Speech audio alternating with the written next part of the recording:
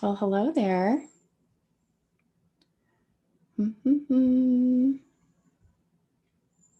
Cool. I think we're live. So if you are here, please let me know. There is a minor delay between the video and the transmission to YouTube. So yeah, hopefully my audio is working. I've had some issues before going live, but I'm just going to jump in. So welcome. This is Liz Rohr from Real World NP, and you are watching NP Practice Made Simple, the weekly videos to help save you time, frustration, and help you learn faster so you can take the best care of your patient. So this is one of the live videos. I haven't done a live in a while, and I see some people here. Hello, Christine. Please let me know if my audio is okay. There's a little bit of a delay between like my Zoom and the actual YouTube. So yeah, I'm actually doing a difficult case review, so I'm glad you're here. And yeah, so I'm just going to jump in. I'm sorry, the delay is kind of throwing me off a little bit. But yeah, so I wanted to talk about this difficult case that I met with one of my mentees that I work with one-on-one, talked about. And I think that what inspired me is that it was painful in a number of ways. It was, yeah, it's a difficult case, and there are many complicating factors. And I think it brings up one of the additional, like it's the medical piece, but also the additional pieces that go along with becoming a nurse practitioner and having to do those, make some difficult decisions outside of actually just learning the medicine, right? So I'm just going to jump right in, but please let me know if you have questions, and I'll stop at the end and see if anybody has any questions. But anyway, this patient is a 40-year-old male, and was admitted. So this is a 40-year-old man here for hospital discharge follow-up, and was admitted for about a week for bilateral pneumonia, DKA, diabetic ketoacidosis, but it was actually type 2 diabetes, and it might be splitting hairs a little bit, but I should have clarified with my mentee if it was truly DKA or if it was actually that like hyperosmolar hyperglycemic syndrome. It's like slightly different, but like the moral of the story is that it's severe hyperglycemia with metabolic abnormalities, right? So regardless, I think it's important for historical going forward. There are some small slivers of people who have type 2 diabetes that can have true diabetic ketoacidosis. But anyway, splitting hairs a little bit. But also had a left leg wound. And there's a question of necrotizing fasciitis.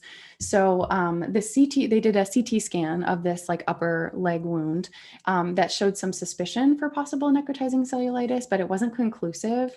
And like kind of just to pause there, like as a pearl of practice, you can like if we find something that is suggestive but is not conclusive, we're typically going to err on the side of like making sure that it's not that and assuming that it is until it's not, if that makes sense, instead of like, oh, it's probably not that, right? Because we don't want that to like turn into a big old thing, you know. But anyway, so I had surgery twice for debridement, and was supposed to be discharged home with a PICC line on IV antibiotic cephalosporin, as well as go to a skilled nursing facility for 2 weeks. But the patient had no insurance. So and was declining to go see a wound care specialist, go to skilled nursing facility. And actually, like, this whole thing is really tragic. But like another tragic point that kind of like, it was just painful, was that the patient was placed on this provider's schedule like 3 minutes before the schedule was supposed to start, the appointment, and it was a telemedicine visit, which really it should have been an in-person visit. I mean, you understand from the clinic's perspective, like this person probably should be at least seen, assessed by somebody, even if it's by telephone. Ideally, that person would come in person, because that's a pretty sick patient. But anyway. So did a phone appointment, but then advised them to come in, the patient to come in the next day. And then when it comes to the medical management, Lantus, the patient was discharged on Lantus, which, like, long-acting insulin, 35 units twice a day. Humalog, which is the short-acting insulin, 7 units with every meal. And metformin, 500 milligrams twice a day. And the patient was out of the hospital for about 2 days, I think, before this appointment, and blood sugars at home were 400. And the patient was just continuing on the medications that they were discharged on, and then came in for like a wound check in person per the advisement of this clinician. And so the patient brought their blood sugar log, which was wonderful. There was actually no baseline to compare to, and I should have dug further in terms of getting that history. It's important for the long-term management in terms of like the management right now. It's okay not to have this information, but yeah, so it sounds like the patient wasn't on insulin before. So it's brand new to, he's brand new to insulin and brand new to checking blood sugars, checking the blood sugar log as directed, like 4 times a day, actually. The blood sugars, though, on follow-up were in the 200s and 2 to 400s, right? Like I said, 400s. And then after meals, the pre-meals and after meals were like a little bit variable, like around the 200s. And then the lowest part was the lowest numbers that he was getting was around like 150, maybe 175. And that was actually in the evening. So anyway, hi, Jennifer. There's a little bit of a delay between the video and the live video and YouTube. So feel free to jump in with any questions, but I'm just going over this case, and there are so many places to start with this case. And I think the reason I decided to go live and review this case is because a lot of the times on this website and this channel, I talk about particular topics that are very well organized and they're concise and they're step-by-step. But like the reality is that behind the scenes, when I'm having these conversations with my mentees, it's messy, right? Real life is messy. This is a messy situation, right? Because there's an ideal situation, right? There's the ideal of like, you have potential necrotizing fasciitis. We're going to continue your antibiotics. You're going to get set up with home care, but then they don't because they don't have insurance, right? And then the other kicker about it is that this patient is asking to go back to work, and it's a gaping wound. It's really large. And I wish I could show a picture. I don't think I have permission to do that though. But it's gaping, and it had surgical debridement, and it's packed, and it has special stuff, that it got discharged on. So yeah, and this patient is trying to get back to work, working 12-hour days, doing a manual job so that they can afford their own stuff and send money back to their family members. So I think that there's just like so many ways to go. And I think one of the points that I stress with my mentees, and new grads that I work with, that I stress in this conversation is like, what are those, I guess, like, there's the medical management, and then there's like the other stuff, right? I'm going to pause on the medical management for a second, but it's like, my first thing that I said to her was like, yeah, like this patient, like there are a couple of red flags going on right now. And I have to admit, when I was a new nurse and a new nurse practitioner, I had some ego, right? Like I graduated from school, I was eager to get going, and I like wanted to show that I was doing a good job, right? And I wanted to prove to myself, I wanted to prove to others, I felt like a total imposter, right? And so I definitely remember this as a nurse. Like I would have a patient that I was having a hard time that was, kind of declining, and I wanted to handle it. And then all the experienced NPs came in and they handled it for me. And I was frustrated because I was like trying to do the thing. But I think that like, this is like very, yeah, I think I just say that because I think it's important to keep that in your mind. If you recognize that yourself as a new grad, to like check that if you can, and hopefully you can, because it is terrifying. It's like a new level of terrifying. But I think one place to potentially start, and I encourage her to start or stop/start, is like this should be a red flag, right? There is a plan of care that is not coming through and has potential serious implications, regardless of whether or not you know how to manage this or you feel comfortable managing this. I would let my supervisor know, right, that I was proceeding with this complicated case medically and socially, quite honestly, because I mean, patient safety is at stake here. And I think like keeping liability in mind. I mean, patient safety comes first, but also liability speaking, there's a plan of care that it was recommended and you're not following it, right? It's not that you're not following it, the patient's not following it, right? So I was like, first thing, we have to make sure that somebody knows about this. Second thing, again, I think because I've been several years of experience at this point, I feel comfortable going this route, right? Because I can see the full picture, versus when I was a new grad, I would be hyper focused on the medical management, which is really important too. But like, what else is happening to help this person's life, right? Because it's really hard to think about what you're going to do for them medically in that moment if they can't do it, right? If they don't have the resources to accommodate, right? And especially, what is the kind of like half plan of care you're going to give this person because they're not doing the full plan that's been recommended to them, right? So anyway, so So yeah, because ideally this person is supposed to get IV antibiotics for 2 weeks and go to a skilled nursing facility, right? And here they are in your office, you know? So anyway, so I think first thing is like letting the supervisor know, like, hey, this is what's going on. And you can even come up with your plan of care. You don't have to say like, what should I do? Like, here's my plan, you know, and just like reviewing it together. And then, um, and then like the next part, again, like I can step out of that because I've had several years of experience and I see how all the pieces fit together, regardless of what I recommend for medical stuff is like, what are you going to do to feed yourself, right? Like, do you like, so I guess like the other kind of like next step is about resources, right? Getting to the medical management in a second, but like, what can we do for this person? He's asking to go to back to work right now. He needs a note from you to write it, right? And is he okay to go back to work? And his family is depending on him and he needs to support himself. And he's like, I really can't not go to work. There's no light duty option. I can't do shortened days, you know, like having that conversation. What are those potential options? And so I think that brings me to another point that I talk about a lot with mentees, new NPs, is that is assessing what the resources are, right? And like recognizing where that line is between what you need to do and what your health center needs to also be a part of. What do they need to be involved in? What do they need to know about so that they can support your patients going forward, right? Because in the ideal world, even in a community health center, right? I work in a community health center too. We have limited resources, right? Everyone is strapped for time. Everyone's doing more than is part of their job description, right? But like what social work resources do you have? Do you have a social worker? Do you have a nurse case manager?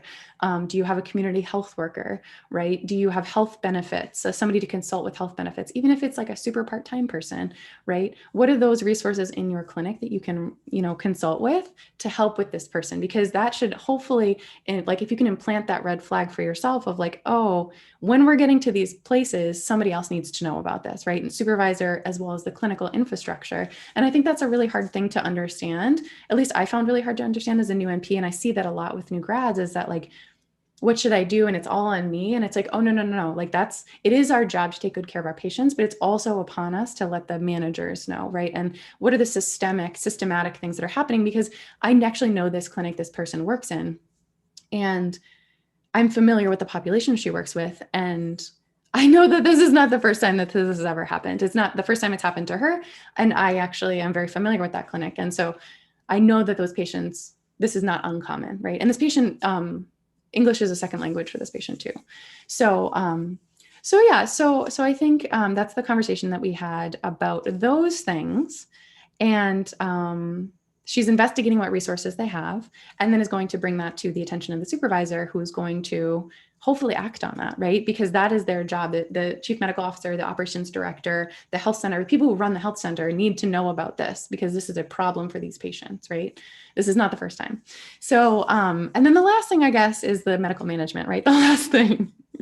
So I guess a couple of things just to recap. So this patient has diabetes that's like relatively new, that's pretty serious. I don't have any labs. We don't have any hospital record information, which is another tragedy. And is also like, makes me like laugh sadly because it happens so often, right? Where you don't have the actual record. So this clinician, this new grad requested records to get them, but you want to see like, what are their metabolic abnormalities? What do you need to check in with, as it relates to, that's usually what happens with hospital discharge information. Hopefully you get the actual summary and they will say, hey, recheck their BMP in a week, the basic metabolic panel within 1 week, or anemia within 1 week, or whatever. Or here's their specialist appointment or their test that we ordered for them to follow up with. And like pearl of practice, like at least in the settings that I work, federally qualified health center specifically, but anywhere, honestly, just because somebody was assigned to see a specialist does not mean that they understand that they have the appointment details, like just also checking on that. That's just like a general pearl of practice for hospital discharges. And actually, I'm collaborating with a physician friend of mine, and I think we're going to do some videos specifically talking about, he works in the hospital and I work in primary care, and talking about that. How do we overlap and make sure that we're taking excellent care of our patients, right? So anyway, so keeping that in mind, and then getting to the medical management, right? So just to recap, brand new insulin, 35 units twice a day, Humalog, short acting insulin with meals, metformin, 500 milligrams twice a day, and that's it. So it's tough. It's really, really tough. And I think I can kind of like briefly get into that. I don't want to make this video super, super long, but kind of like some general pearls of what we talked about is like, my main thing for this is like patient-centered. Again, because I've seen this happen so many times. And I think when I was a new grad, I'd be like, okay, like what exactly should I do for this medical thing right now? You know, versus like the zoomed up picture of like, yes, and like, let's make sure that the patient understands the directions, has the medication at home, knows how to use their glucometer, has needles. Because this patient probably should have visiting nursing services, right? Again, no insurance, which again should trigger hopefully financial benefits if you have that option at a health center. And if not, then the supervisor needs to know that this is a problem, right? And hopefully they already recognize that, but that's on us to bring it to their attention and help, you know, of course, like not just complaining, but bringing solutions if we can and suggestions of like, hey, I'm noticing that this is an issue. I really think it's important that we investigate this as an option, right? Because there are grants, there are other things, again, outside of the scope of the primary care provider, but something important to think about. Hey, Maria. Please correct me if I'm saying your name wrong. There's a little bit of a delay between the video and actually YouTube. But yeah, so again, like keeping that focus in mind, because the blood sugars are still high, like in the 250s, I'm very concerned about that. I am really concerned about that, right? But like, again, like keeping in mind that whole picture of like, we can adjust insulin all we want to, but if the patient's not going to come back, if they're going to decompensate, like what's the worst case scenario that's going to happen because of this wound that's not getting antibiotics, that doesn't have a PICC line, that is not seeing wound care, right? And the patient wants to go back to work, right? So this is actually still underway. This is not concluded. This is a current, recent case we're going to talk about. But yeah, I think it's a conversation with the patient of like, listen, the diabetes, blood sugars are really high. We need to bring those down into range so that your wound can heal. I'm also very concerned about the fact that you don't have a prescribed wound regimen, that you don't have a wound care provider, that you don't have these IV antibiotics for 2 weeks, right? And so the other thing that I kind of talked about, and I'm sorry, again, this is getting a little bit around and around, which is why I hesitate to share videos like this, because anyway, it's messy. It's messy. One of the other things that I recommended in addition to finding the general hospital records is infectious disease consult. So that's another kind of like flag that's in my mind now, having years of experience, is that when patients are discharged home with IV antibiotics or a PICC line, typically there's been an infectious disease consult to get to that point, especially with a kind of like zebra diagnosis of necrotizing fasciitis, right? So adjusting the insulin, right, and doing it in a safe way. This patient is checking their blood sugars, following the directions, coming to the follow-up appointments, doing as they've been asked, and have been following all of the directions, which is helpful, right? Because hopefully you're getting in the right direction, but the patient unfortunately needs to go up. That's a lot of insulin, but likely needs to continue to go up because those blood sugars are so high. And there's a really great algorithm and UpToDate that I love about insulin management and type 2 diabetes. And there's like the whole flow. I love my algorithms, but it's usually starts at like 0.2 units per kilogram per day, 0.2 to 0.4. This is also in the ACE guidelines too. And then you go up based on the fasting blood sugars, 2 to 4 units every 3 days, which is like, I can rattle that off, right? Because I've done it a million times, but like for a patient or for a new provider, like that's confusing, right? So I think that's one other kind of thing that we talked about, is that like we have options here and we can follow those directions, but how are we going to do it, right? Because you can go the kind of textbook route and advise somebody to do that, but like, are they going to be able to follow those directions? So typically when this happens with patients, I'm having them come, I have a conversation with them, right? It's all about conversations with them and getting patients to buy in and getting patients understanding, right? Because I can tell them things all day, but if they don't understand it and they don't agree to it, they're not going to do it, right? So I like explaining to them, like, listen, it's really important to get your blood sugar into range so that your wound can heal better.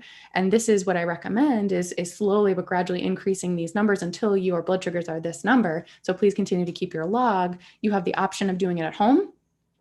We'll just spread it out to 1 week. You can come in every week with a diabetes educator. We have one of those at my clinic, or one of the nurses, or even myself, right? If you don't have those resources, but touching base with somebody, and then advising of hypoglycemia, stuff like that. And then gradually, like endocrinologists will do that too. Usually if somebody's on this kind of regimen, I'm having them touch base with endocrinology, but again, this patient doesn't have insurance. So I'm doing the best that I can, informing them getting them to kind of verbalize understanding and have buy-in, right? Because the patient also lives like an hour, almost an hour away, right? This case is just, it's so common and it's so complicated, and it's also like so heartbreaking. But yeah, that's the general like algorithm of the insulin management, is to go up that gradual amount every 3 days or so. But again, shifting it in a way that is patient-centered, right? And this is like a moral of the story. Like I've said so much already. Hey, Anna, like there's a lot to think about in this case, and there's a lot of people to involve, and there's a lot of risk, right? And I think that because this is an ongoing case, as best as possible, getting the hospital discharge records and any consults in the hospital, especially like infectious disease, to get their recommendations, their final recommendations of like, are you doing the cephalosporin IV for 2 weeks just in case because you were suspicious about necrotizing fasciitis, versus did they give an alternative knowing that he wasn't going to go to a skilled nursing facility, right? Hopefully someone acknowledged that before he left. Hopefully there's a social worker in the hospital or a case manager, right? And then the doctors were informed, or the care providers were informed, so that they gave alternative suggestions, right? And then again, just like full disclosure, I don't have all the answers to everything all the time, but I know where to find things. So necrotizing fasciitis, I've like read about, right? I don't like see that every day. So I would go, and this is what I told the mentee I was working with. I was like, my up-to-date subscription is actually lapsed. So this is what I would do, and I would encourage you to do. So I don't have that answer right now, but like looking at necrotizing fasciitis, what are the alarm signs and symptoms to watch out for? What are the general treatments? Are there any potential things that I can find that talk about PO treatment of necrotizing fasciitis suspected, and involving my supervisor? Because that seems very like, I don't know what that line is, but hopefully I'm imparting to you that there's this line here that this is like, okay, I need to start thinking about other people being involved here, right? And I think that unfortunately some of that comes with time of seeing what is normal and what's not normal, in quotations, right? And what's expected and what's not expected in terms of the realm of primary care, and what's appropriate and what's not, if that makes sense. So I was concerned about checking labs, getting those notes from infectious disease, probably, again, that cue in your mind, if they're discharging IV antibiotics, they probably had an ID consult in the hospital. Safety about diabetes, they know how to check their blood sugar, they know the signs of hypoglycemia. Here's how we adjust the, insulin. And then from there, doing regular check-ins. So this patient didn't want to come back for about a week, and still, again, is insistent upon that note to go back to work. But the conversation that I had with the mentee, and again, there's no conclusion here, she bought herself a week, which is what I would do, of like, hey, listen, there's no way we're going back in the next week, right? So like, let's just see how it is in a week. See what social services we can have involved, see how your supervisor can get involved, how your clinic on a systematic way can be involved in this travesty of a case, right? And then, and then just articulating with the patient. It's like a rock and a hard place here. And so that's why I'm really like, I in Massachusetts where I practice and I live, there's a, Department of Transitional Assistance. There are social service programs that people can get support in the interim so that they're not starving, so that they don't lose their home, like that kind of stuff. So like, what can we do to take care of them and buy us some time? Because there's a lot of pressure to sign that note for that patient to go back to work for 12 hours a day doing manual labor, huge gaping wound on his thigh, right? But like, what is the implication if he goes back, it gets a lot worse, it gets infected, and he's hospitalized for weeks. You know what I mean? So I think that's how we kind of left things, and we're going to check in. But that's basically that whole sad case. Hi, Liz. Oh, I'm so glad. I don't know if how long you were here for, but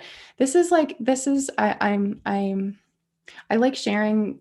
I just was so inspired by our conversation of this, like, it's really important to see behind the scenes of how messy this is, right? And how ugly and not elegant this medical management is. And like, I guess those other things too, I love to just impart is like how all the systems work together, depending on where you are in your practice, if you're still in school or if you're currently practicing, of like who the specialists are, what they do, what your clinic is responsible for, what you're responsible for, and like your role that is so important. Because I think that sometimes too, people don't want to make waves. I've seen a lot of new grads talking about that. They don't want to make waves and complain and all this stuff, and they want to do it all themselves, or they think that they have to do it all themselves. And I just want to encourage you that like, that is not the case. I mean, we do have to go above and beyond for people, right? And takes so much heart, and it takes so much caring, and it's hard to separate because we care so much. But like, ultimately, I can tell you from being burned out that is 10 out of 10 do not recommend, you know, on a consistent basis. Like, yeah, I'm just a very systems focused person at this point. And I don't know. I don't know. It's just not right. It's not right. Our healthcare system, and I know, Liz, I know you are having a hard time with your healthcare troubles and where you practice, but yeah, yeah, it's not pretty. But yeah, it's a little bit delayed, so it looks like I'm still talking on the screen. But if you have questions, please let me know, and I'm happy to answer whatever I can. Again, I can't really speak to necrotizing fasciitis because I need to read about it on Up to Date myself, and that's literally what I would do if somebody came to me, and I would just like refresh my memory of any shreds of what I've learned before. To like see what things to watch out for. But hopefully, again, your supervisor can help with that.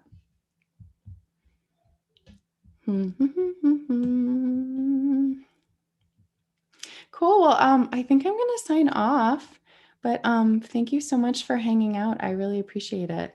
And I'd love to, I guess, like hear your, yeah, like any either topic suggestions or difficult case things. We can definitely chat about that. But yeah. Anyway, thanks for hanging out. Talk to you soon.